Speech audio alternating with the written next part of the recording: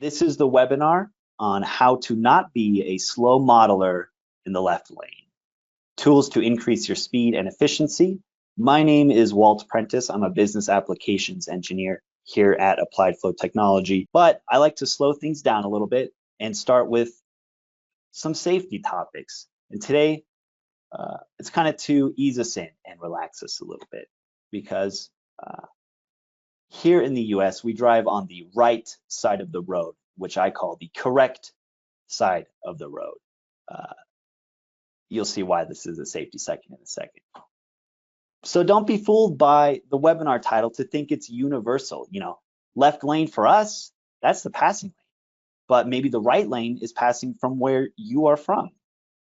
So some advice you don't need, but I'm going to give you anyway, is to ensure that you are on the side of the road you should be on. It's kind of self-evident. All right, so today, again, we're going to be going through some fast modeling tips. There are 5 main topics. First is workspace tricks. I kind of categorize these into discrete topics. There's a lot of overlap, but in order to make this digestible, I made these discrete topics. So I call one workspace tricks. Second one is going to be on groups and global edit, so kind of grouping things together. User options, graph lists, and Excel. And then at the end, I'll give you some resources to help keep you sharp. And I know what you're thinking, oh man, I can't wait for this to start. I know, I get it. And why is this relevant to you? Well, there's a very small chance everything in this webinar will be new for you, because I'm sure you might have some experience. But on the flip side, there's also a very small chance that you will learn nothing new. So what this means is it's a really wordy way to say you're bound to learn something. So it's worth your time. It's a great review or intro if you're not too familiar with the software to faster modeling and analysis with AFT products. Everything I go through here in this webinar is going to be through the eyes of AFT Fathom. That is our most common product, but all 3 products of ours, AFT Fathom, Arrow, and Impulse, all use the same interface and same, general modeling approaches would be the way. So it can apply to Arrow and Impulse, even though I'm doing it in Fathom. If you increase your efficiency from watching this webinar, you can justify to your boss why you decided to spend an hour watching this webinar instead of doing anything else. So that means you can just sit back and enjoy the show. So some expectations before we hop in be that unlikely, you're not likely to remember everything we go through. It's going to be pretty fast. So I don't expect you to, remember everything. And it's not like we're going to be taking a test. You're going to get an A+. You know what? You know where that A+ is going? Nowhere, because you're not getting it. And that's okay. Like I said, it's going to be quick, and it's intended for those with AFT experience. But I want you to know that these slides will be available at the end. If you want them, just email me. So my contact info is on the first slide. It will be on the last slide as well. So the slides will mostly just be a summary of what we go through and a good reference, because most of today I will be spending inside of the software to show you, give you a live demonstration. So, all right, let's get to it. Workspace tricks. What does this mean? Well, let's open the workspace. All right, so here's a model of AFT Fathom, one of our example models. I'm just going to use it as a starting point, and then we'll keep working through the webinar in this model to make it all come together. So by workspace tricks, I mean things that you do in the workspace or as you're building the model, or even in analysis that make things go faster.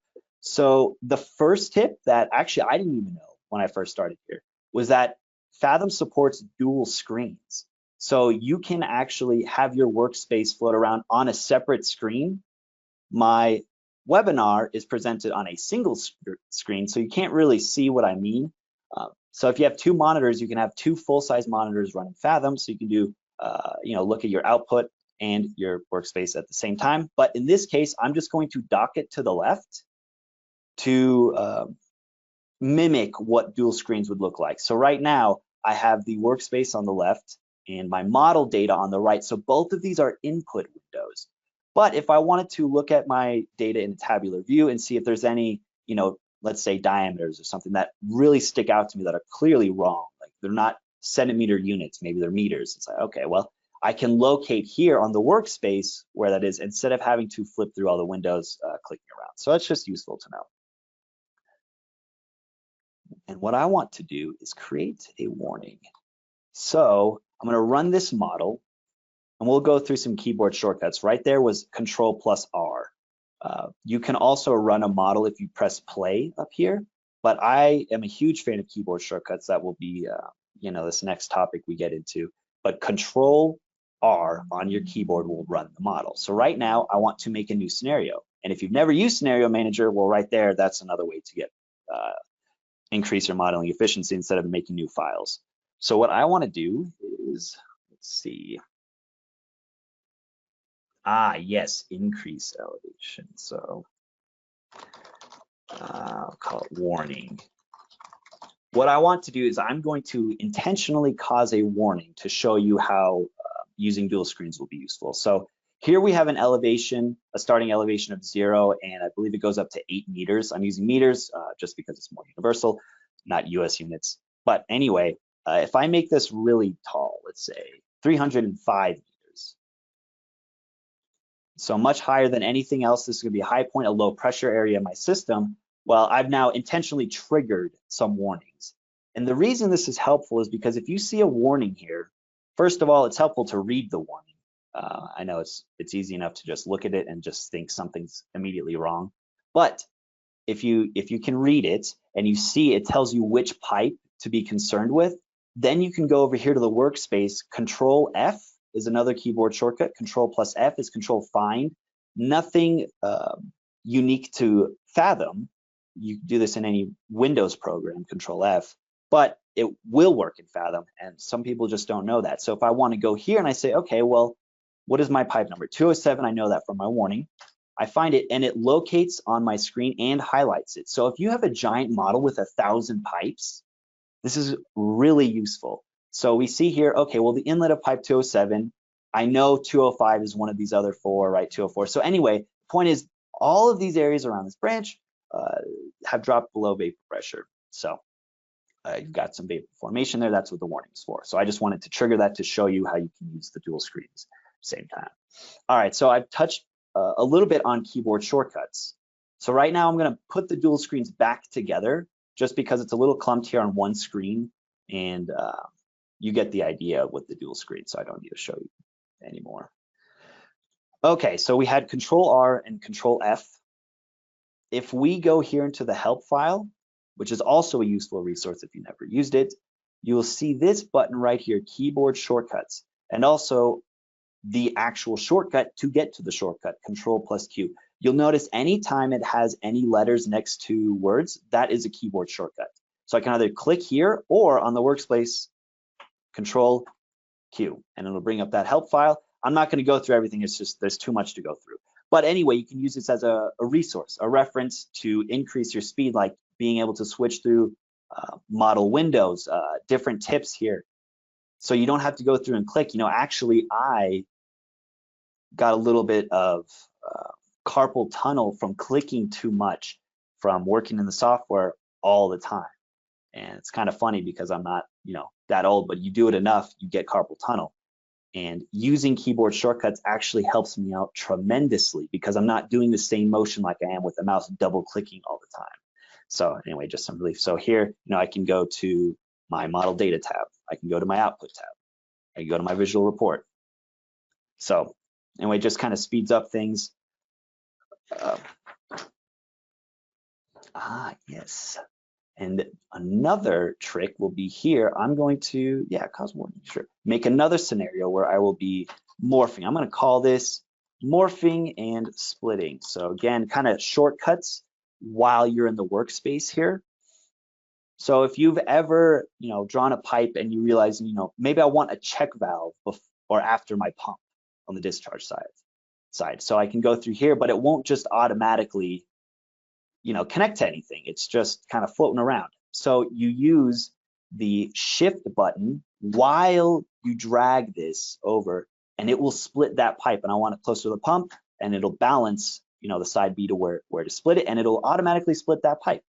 And you may say, well, I've seen that before, it's down here, but you'd be surprised at how many or how easy it is to hover over the toolbox here and not pay attention to that box that comes up that says stay active, morph, or split pipe there at the bottom. It's easy enough to just ignore and kind of do your own thing, but you'll see the hints right there. So now morph. Morph is something that allows you to change one junction into another. So here we've got a branch. Okay, I want to change that into a T. So I hold Control while I drag it, plop it, say, yeah, I want to. Now what this is going to do is, if you are familiar with Scenario Manager at all, it disconnects that junction with the branch before because it's a totally different type. So we'll have a different junction number. That number is now unique to anything in the model. But what did get transferred over was the elevation, and being a branch, also with no losses, it defaults to a simple T. But that way you can just swap it out real easily. So you can see how you can do this over and over if you want to make changes to scenarios, all that. Okay, so kind of a segue into the next part, but still shortcuts on the workspace would be your dragging motions. I'm sure a lot of you are familiar, but some may not be.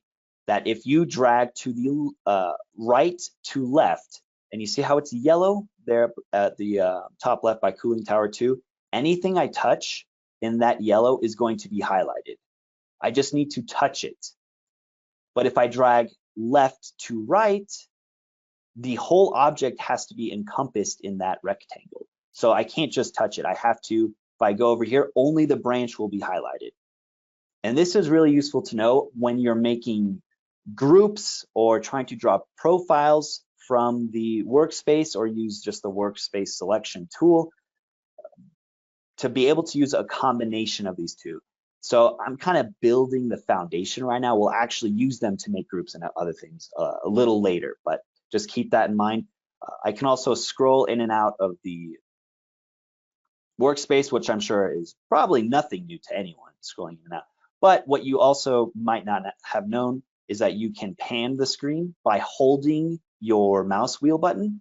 That is, it's assuming your mouse wheel actually works, but you can pan around and scroll, and just makes navigation a little easier.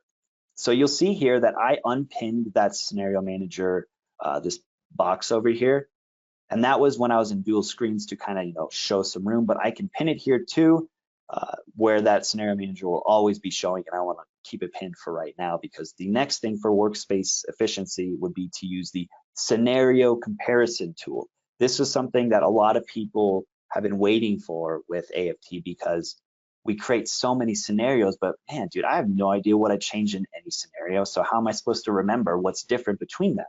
Well, now we've got a Scenario Comparison tool, which will show you that, at a glance, so you don't have to go through and try to remember. We do have the notes section down here where you can leave yourself little notes about the scenarios, but this tool works just as well. So let's say I'm going to compare all three.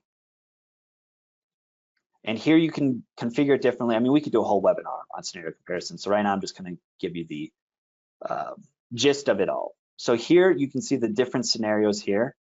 And what I mentioned with that T and that branch, you'll see that's why, which one was that? That was not pipe. Oh, when I split a pipe, it also made a new pipe. So that's why it shows differently. But you can see here, it tells you what is different. So that branch, that was an elevation change, right? Okay, so it shows up as a difference. Check valve doesn't exist in the other scenario, so it doesn't show up. But you can see how this can be used to show you what was different between the scenarios.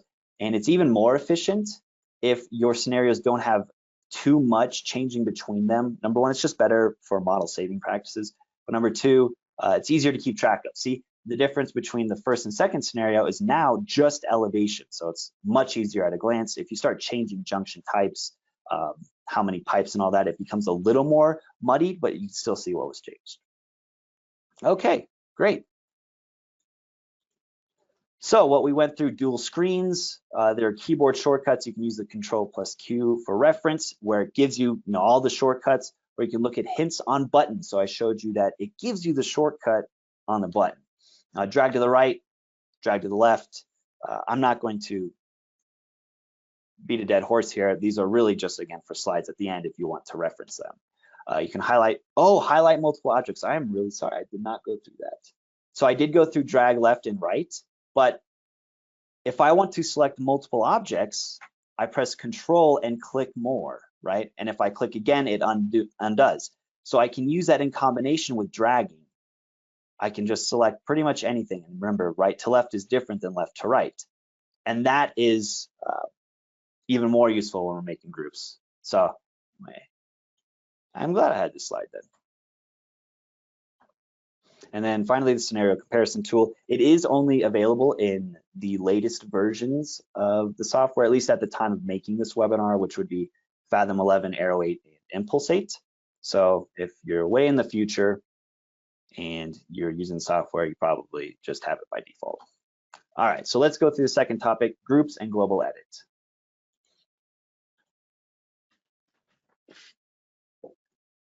So what a group is a collection of pipes and junctions, just a collection of objects that are now collectively known as this group name. So it's best shown with a example. So I want to select everything in this lower profile. Oh, don't want that one. Kind of accidentally selected it. Let's go here.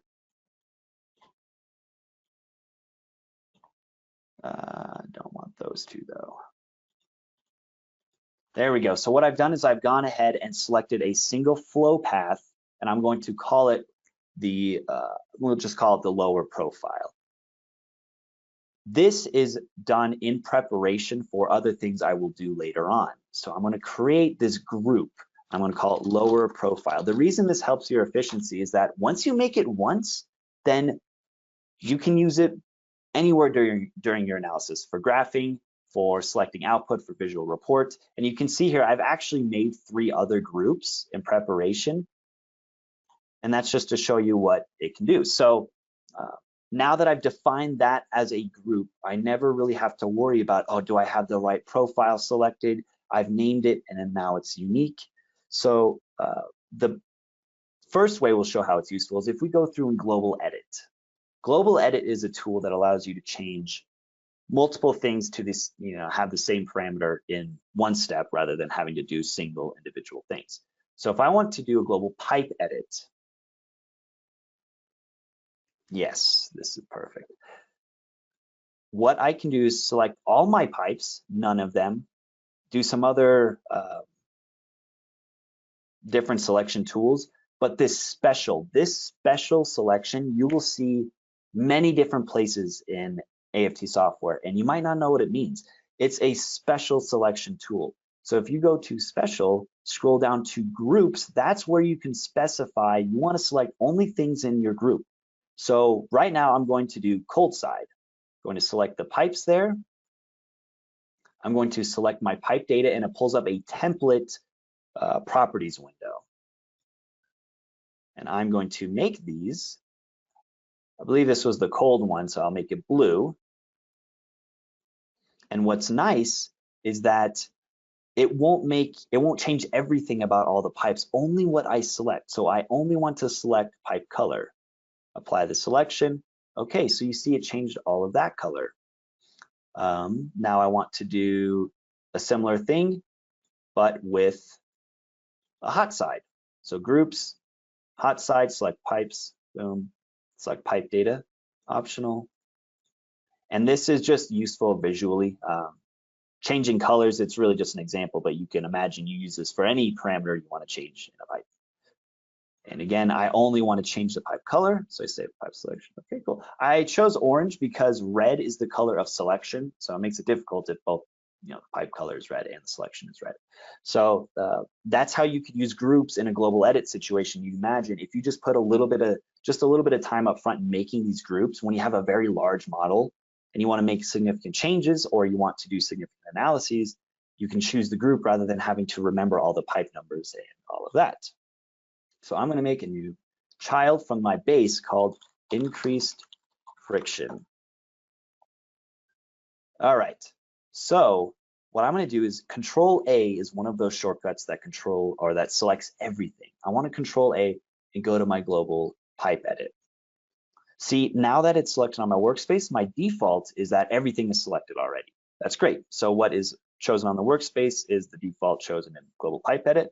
What I want to do is now increase my pipe friction design factor to 1.5. What that means is a 50% increase in pipe friction. Go down here, just choose that parameter. Control R. And now I've run a completely different scenario with different friction factors with, pretty much a few clicks instead of having to go through each one.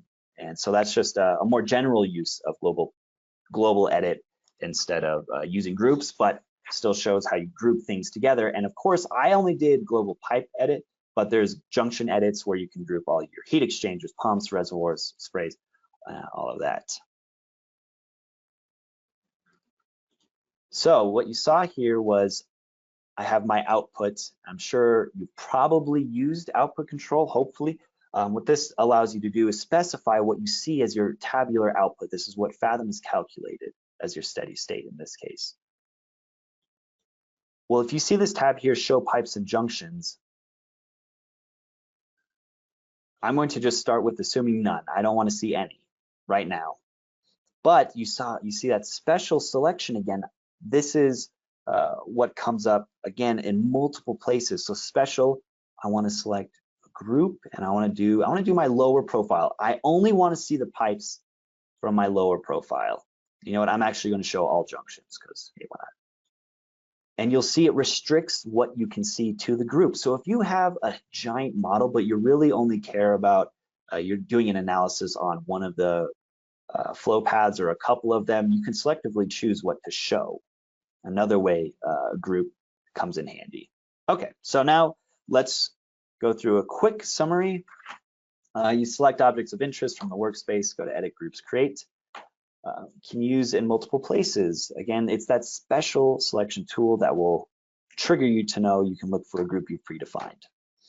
Global edit is another kind of group topic where you can make the same changes to multiple objects, and it only updates the parameters you check off. So you can update everything about the pipe if you want, and they're all the same, or you can do one specific parameter, which is what I showed. The default selections in that list would be what's chosen on the workspace, but you can also specify to make changes to predefined groups, junction types again, or really anything you specify, you can just manually check off. Okay, so now the next topic be user options. This is something you can do up front, kind of like making groups that will make model creation and analysis easier in the future when you need to do it.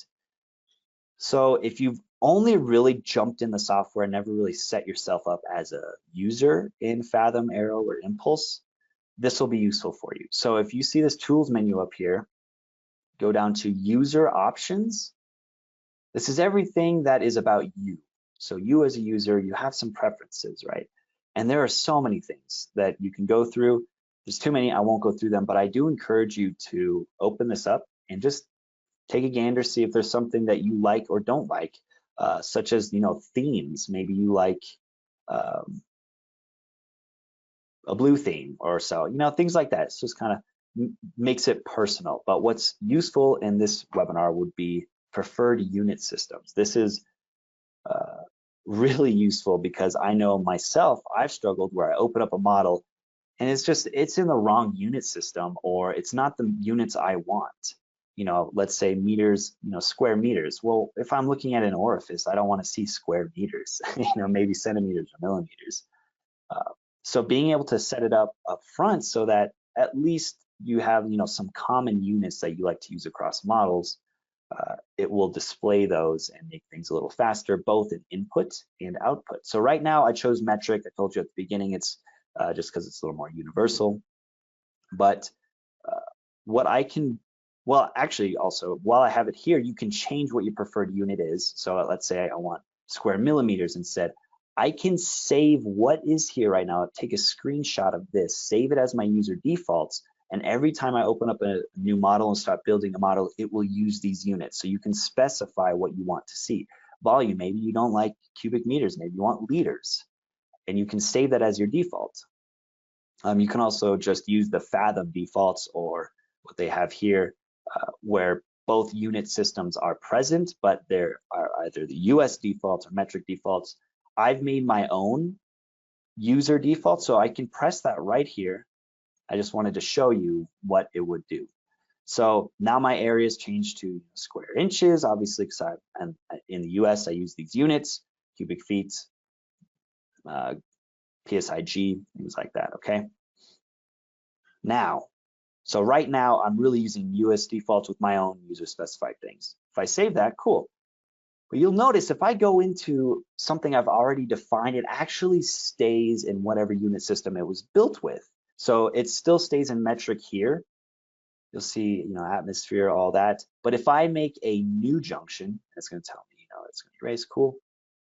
Now, because it's a new written, essentially piece of code in this model, it's now with my user default. So if I wanted to start a model from scratch, it will use this or load up, The nice thing is you can always go back and update your user defaults or change it just for the specific model. Like you might have your own personal unit preferences that you like to use on certain projects, but for this specific model, you're dealing with metric. So an example would be, most often I'm dealing with US units here. So my defaults are always US based. But if I'm working on a consulting project with someone in Europe, then I like to define my model in terms of metrics. So I will just save it without saving as a default. I can just save it as for the model. So that's a nice thing about user options.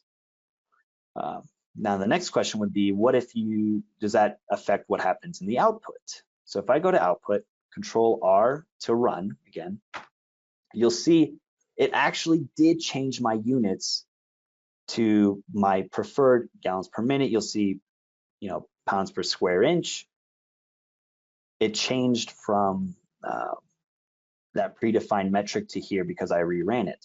Now, the thing about output control is that it has its own, you can set its own defaults separate from user options. So again, because I specified it in user options, reran the model, it now displays my units. Okay, cool. But what if I, want my output units to be a little different than my input?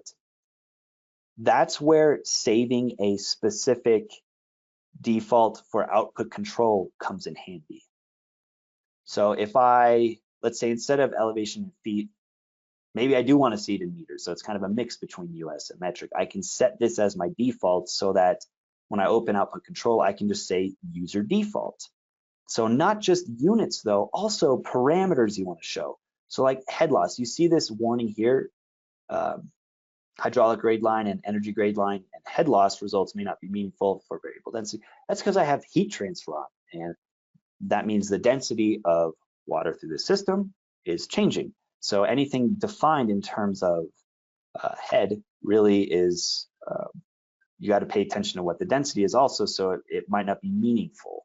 So, okay, I want to remove it. And you can specify what parameters you want to see. All of these are available, and you can show only certain ones of them.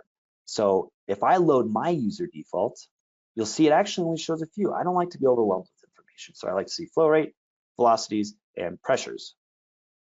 And you'll see in this case, my user default is actually in metric. I did that on purpose to show you can have user options in one and output control in another. But the point is, once you set a default for yourself, you just press user default, hit OK, and then you're showing all you want to see. And in this case, again, I'm only showing those few pipes in that one profile, the lower profile, just because that's how I defined output control.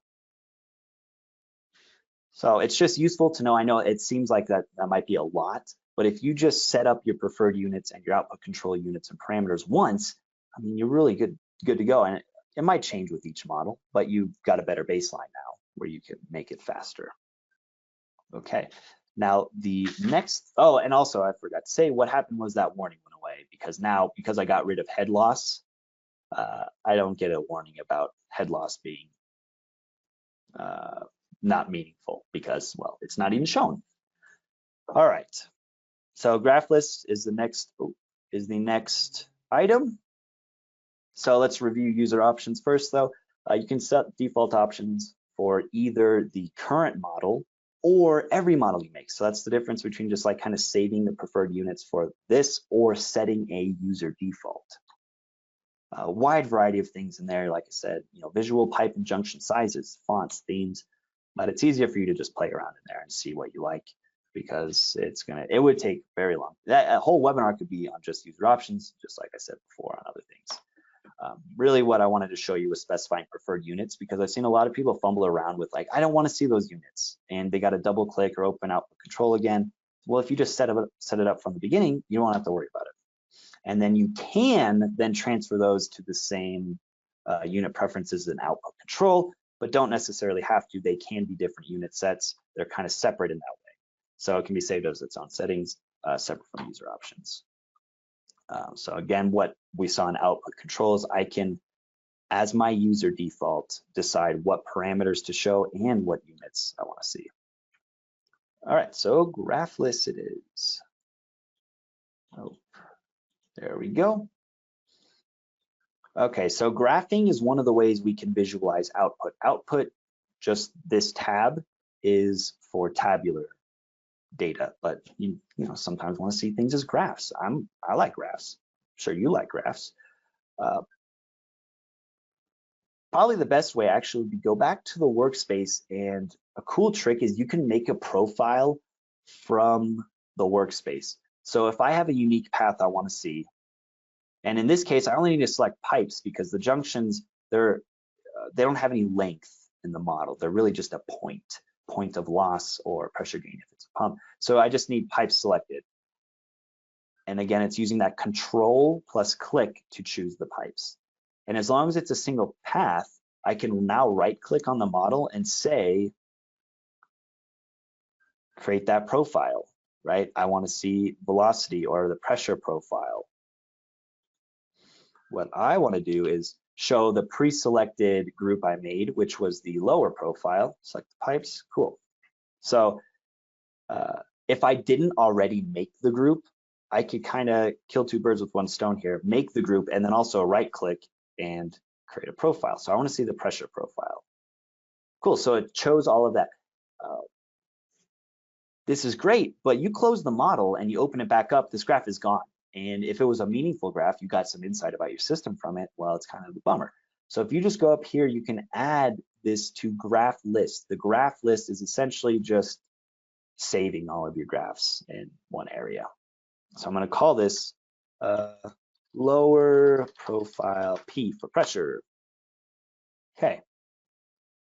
Now, if I want to make a new graph, I want to show you something different. I want to select none. Do you see this special selection again? I didn't have to go to the workspace. I did just to show you how the workspace and graphs can be tied together. And then also you can use dual screens, right, to see how the graph results would match with your workspace and how it's drawn out. But in this case, you can just go straight to graphs, special, and that's how you can select groups. Okay, I'll scroll down to groups, and I want to see lower profile. I want to select the pipes, hit OK, and I don't want to just see pressure. I saw that before. I want to make something new or see something new, which would be elevation and velocity. And all three of these will show up essentially as one graph because it's all with the profile. Let me get rid of my junctions. So it's the same x-axis, and you see different things kind of at a glance. So this is another way to make things faster is you just add multiple parameters to a single graph as long as it's the same profile path. So now I can add this as a different graph. So I'd call this lower profile P, E, and B. So now, anytime, as long as I save my model, I guess it's important, save here or Control S. I like Control S to get shortcut. Now, every time anyone opens this model, those graphs are pre-made and they can just double click them, right? So useful for sharing models with others or for coming back later when you want to open up the same model. And also those same graphs will be transferred through all scenarios. So now if I go into any of my other scenarios, I can load the same graph as long as the profile is the same. So if I change something, then it won't work exactly. But so like if you just change, let's say, a pump curve or something, it would still be able to show because it's the same profile. Now, one more thing I want to show would be you can plot two paths on the same graph. So what that means is I have two profiles. The software is smart enough to know that these pipes are indeed connected in a single path that is unique. So I have two pipe groups here. That's why the other groups don't show up, because it wasn't a single path. And I can plot that on a single graph where the length is not a whole length of the model. It's really just the length of the pipe segment, right? And you can compare how those behave. So I'm going to call this one multiple groups profile. Just something useful. Graphs, I can't get into much. Again, it can be its own webinar just because there's so much to talk about, but here are some ways to organize things and cool tricks you might not have seen. So another thing would be creating groups, tab groups. So what I want to see, vertical tab groups, this would be a way to compare graphs when they can't be stacked together. So here I'm going to go back to our, I want to choose this one though. Oh, it's because it's on that other one. Okay. Let's put that over here. There we go. That's what I wanted to see. So anyway, you can see these tabs are movable, kind of like the other dual screens I was showing you. So I can compare how both look compared to one. But what I want to show here is that this is confusing because this on the left, it tells you which profile, but on the right, it doesn't. It's just pressure static. Well, which one am I looking at, the upper or lower profile? And you can't just assume because it's the same color, it's the same. So over here, we have formatting. And because my graph is highlighted, if I go to formatting, it will format this one and go to plot lines, style, and colors. And I say pressure static. All right, but I know it's the lower profile. That's just because I made it. But you come back in a day, you might not remember that. And you see how it turned light green? Well, I need to update that graph. So that's the difference between plus just adds a new one, and then the green check mark means you save it. So now I saved it. So now anytime you open up that graph, it will have the correct name, right? And now it's easier to compare things if you want to. I'm going to get rid of that. Single tab group. Okay. And kind of a nice segue into the next topic would be to, let's show some data. This graph is always made from real data in Fathom, and you can actually see that data. So here it only took a few points. Again, with incompressible flow, it doesn't really take much because all the profiles are linear and all that. But anyway, you see all of the data points. And what you can do is just copy the XY data and paste into Excel. If you, or any other spreadsheet program, if you want to format your own graphs, because Fathom is a very powerful hydraulic thermal modeling tool, and it's got pretty good ability to format your graphs, but it's not a graphing software, and it doesn't have the same capabilities something like Excel would have, especially if you're familiar with it. So I use this often if I'm writing for articles. I will make the graph in Fathom, see the insightful outcome, and if I really want to format it, present it to a customer, or in this case for an article, then I will copy that data, paste it into Excel, and then make my own graph, right? Okay, and the reason that is a nice segue is because, well, sorry, I got to go through the summary. So you can save graph as a template to load up in other scenarios for later use, or if you pass your model to someone else, they'll have the ability to see them. You can organize them in different folders. That was actually another thing I did not see. Sorry, I get tied up pretty quickly. You can create a new folder. That's pretty easy. What I would do is like pump and system. I would group them based on graph type. So if we go back here to parameters, you'll see pump for system and profile, but in something like Fathom XTS or in AFT Impulse, where you have that third dimension of time, it's helpful to organize things as profiles where the x-axis is length. Pump and system curve is a little different. X-axis would be flow rate, and then a third graph group would be transient graphs, where the x-axis would be time. So it's useful to organize these into different folders, kind of like you would do anything else, on Windows 10 or something. So anyway, good thing I got these slides up. You can have multiple parameters or profile groups on a single graph. We saw by having the 3 stacked graph or having multiple profile groups in a single graph. You can show horizontal or vertical graph tabs, kind of like having dual screens, just so you can compare when you're not able to put them on a single graph. And you can extract that XY data for your own spreadsheet use. Beautiful. And the reason it's a segue is because, the next topic is going to be on Excel. Okay, so there are a few things to talk about with Excel. There would be importing and exporting. Well, really only 2 things then. People often ask, well, can we import a whole model into Fathom from Excel or from a CSV? And the answer is no, you can't import a whole model, and that's because the software is a graphical interface, and it wouldn't know what is connected to what, how long it was drawn. So technically, maybe math could be done if it knew what connections were made, which would, it's at that point, it's just easier to build a model than to try to remember which connections are what in a CSV. But there are just inherent problems that come up if you try to think about importing a whole model. So rather than importing a whole model, we have what's called importing change data. So if I open up what this spreadsheet looks like, this is a spreadsheet template you would find in your AFT Fathom, Arrow, or Impulse folder, the main folder that gets built out on installation. So you go in there, you find this Excel sheet, you can open it up, it gives you some examples and some instructions. Now, it's still pretty manual, but it has predefined things so at least can't mess up too bad as long as you got the number correct.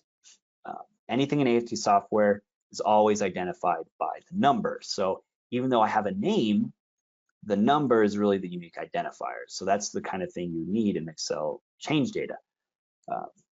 And you can kind of get creative if you wanted to copy, model data onto here and group all of the pumps, as long as you have a logical numbering system for your pumps and things like that. This is going to be more useful than global edit, because global edit assumes you always want the same, or you want the same parameter for everything you select. Well, in this case, you could select all of your pipes, but they don't have to always be the same value, and you can still do a bulk update. So it's the same idea of bulk updating without the global edit aspect, that it's the same number every time. So again, it's still kind of manual, and it assumes that you've already built out the model. But if you want to run a scenario where all of the pipe lengths are different, not pipe lengths, pipe lengths are different but not the same, well, then you can copy all of those pipes over the object number names and change all of these to length and specify the values. And it's a little easier to just go through and type, right, than to open up property windows, double click, do that, all that. So that's what it's useful for if you're trying to do bulk edit without them always being the same. The other type of import, which I think is a little more useful, I found just in my own modeling experience, would be anytime you come up to something that requires tabular data entry. So we have a pump curve here. It's pretty easy. We just used a few different points to create this curve. But anytime you see a table like this, which will show up in pump curves, valve characteristic curves, intermediate pipe elevations, there are a few places you'll see this. Well, you'll also see an edit table down here. And this will always have import from file. So you don't have to go through and enter all the data. If you guys have pre-made copies of your pump curves as CSVs, you can load that up. So right now I want to load up my pump curve CSV, and you can also specify what you want to look for. I want to look for a CSV, so it only shows the one. Cool, open, and it gives me a preview of what it's going to show. I just say the defaults, that's okay. Now what's important to know about importing is that, let's make that a little smaller. It does not transfer units or the parameter over, it just copies the number. So it assumes that I've already defined this correctly.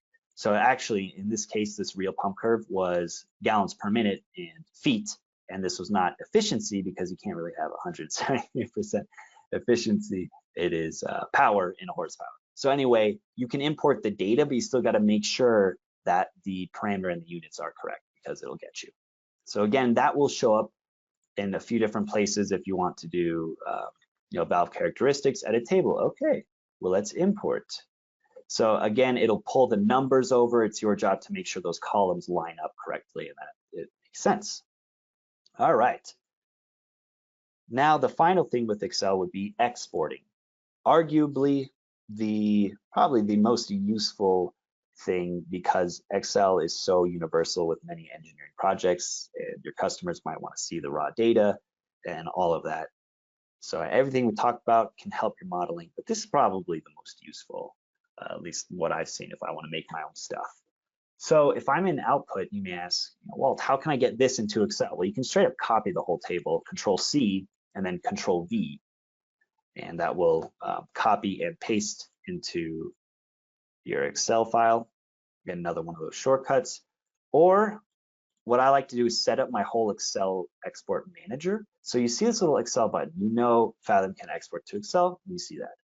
You open it up and it takes a little bit of configuration, but you can export different things. It doesn't just export everything because that's a lot of data to handle. You might not care about that. So you can press new, export type. I want to export my whole table, and I want it to be my pipe table, which is this one. And you can see it shows you how it would populate and how many rows and columns you would have. And it, it tells you the starting cell. So now if I wanted to add a new one where I wanted to see my table of my pump summary, I can start that. I'm going to start that far over because I know this is heading. I'm going to start it at T1. And what pump summary is this tab up here. So you just got to try to match the output tabs with what you see down here. And I want to do a new one. And I want to do heat exchanger. I like heat transfer, fun. It's a fun time. I'll just do the first. Yeah, just do the first one. And I'm going to start this one over. I think it can be closer. That is AI. I guess not. J.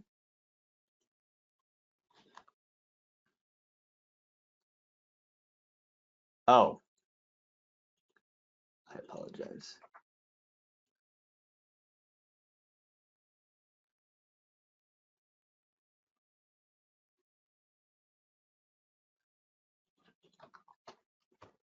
Sometimes the answer is so simple, and I'm sitting here baffled, but it's because I put the column but not the row. So anyway, I apologize for that spaz moment.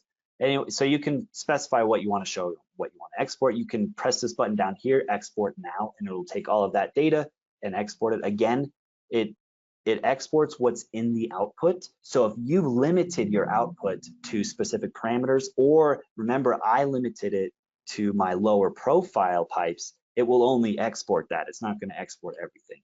So I can export now, or I can say okay, and it just saves this as my what we call the manager, right?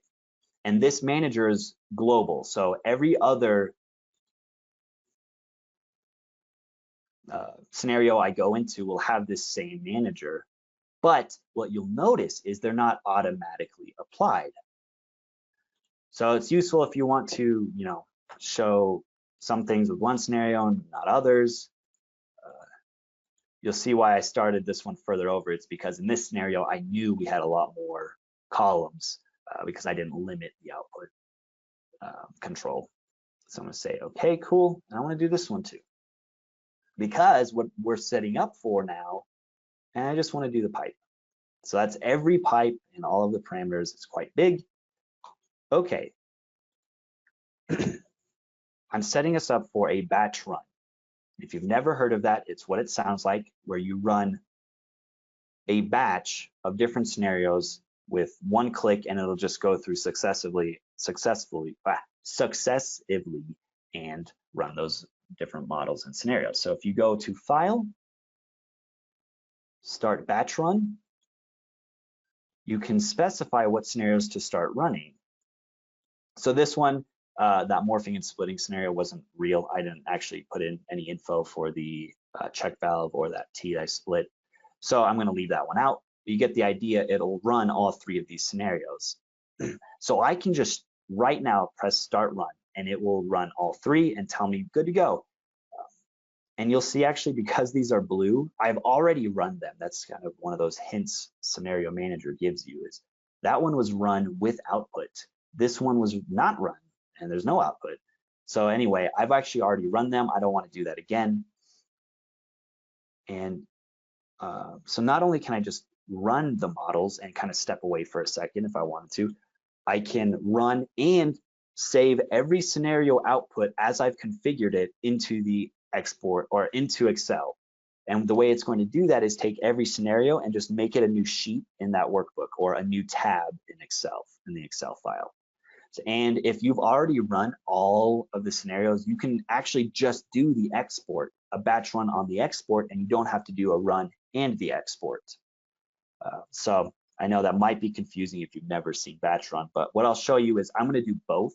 It'll take just a little bit, but I want to show you the gist of what's going on. So again, I'm going to run the model, and it's going to save the output to Excel every time for each run.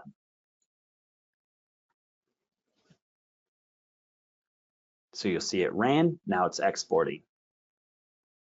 And because I'm broadcasting, the computer runs a little slower than normal, so just hang tight.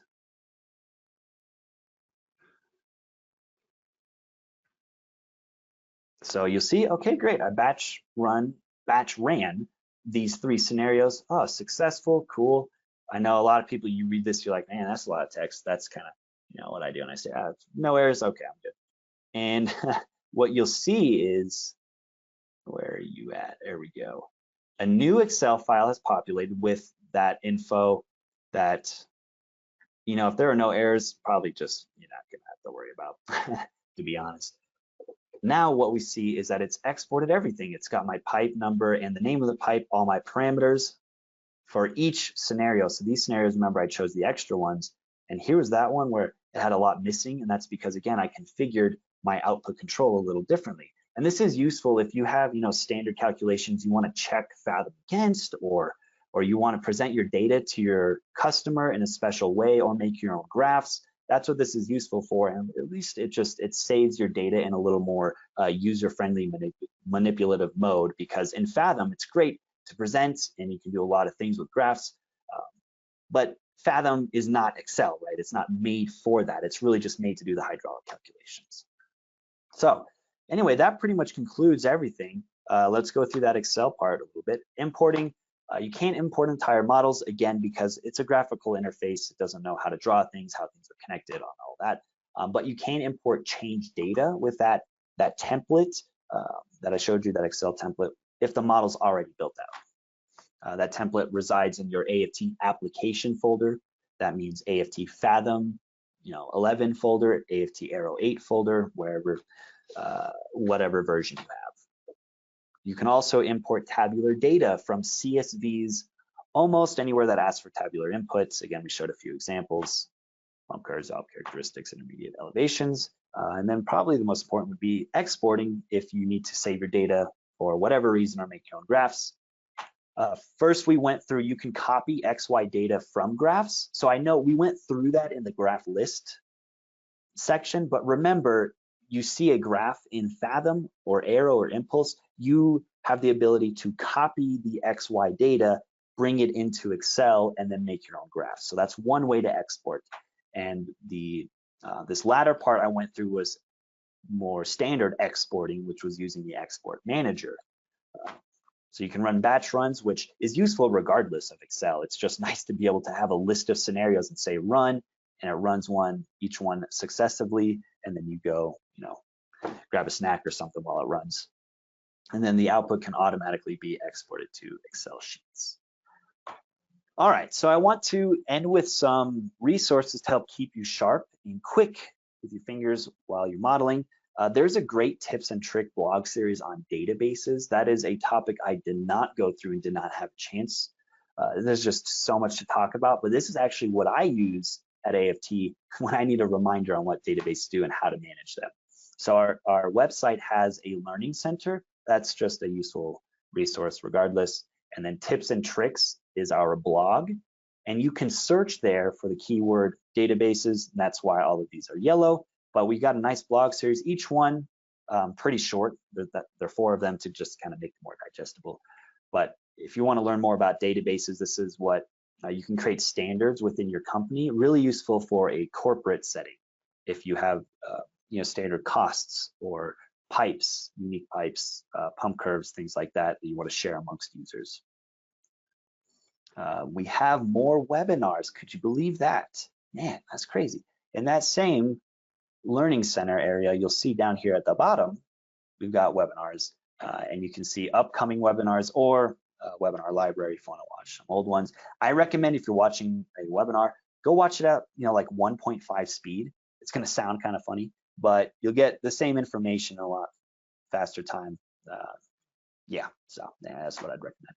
And the final thing, we got a help file and walk through examples. I am one to not really want to read help files, to be honest, but I found it to actually really useful, and it's not as text dense as you would think, because you can go into the help file and there's a search option where you can really pinpoint what you're looking for, because I know navigating a whole help file for a software can be overwhelming, but if you go into the help file and search for specific topics, you'll find the info in there is actually really laid out well and easy to understand. And then something to help just get your feet more wet with Fathom, Arrow, or Impulse if you're not as familiar would be to go down here to the show examples. This will bring up a list of walkthrough examples that we built out where you not only kind of get some hydraulic theory, but you get the software mixed in with it to understand how you input, how you analyze output, and all of that. So thank you so much for your time.